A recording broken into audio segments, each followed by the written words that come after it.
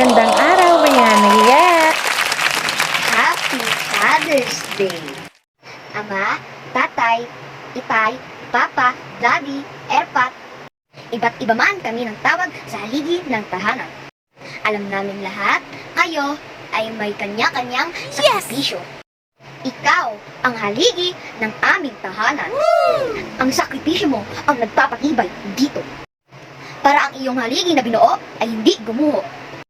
Malakas ka at matatag sa Panginoon namin. Hindi napapagod, maitaguyod lang ang aming pamilya. Salamat po sa pagtatrabaho para sa aming kinabukasan.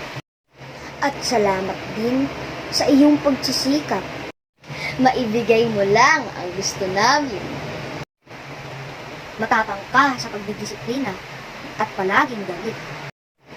Dala ng iyong pagod, ngunit pilit ibibigay anuman ang aming hilingin. Ngayong araw ng mga tatay, nais naming sabihin na bilib kami sa inyo at iniidolo po namin kayo.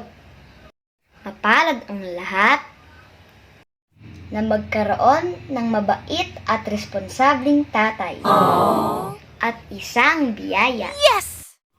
Pagpalain po kayo ng ating Diyos na may likha.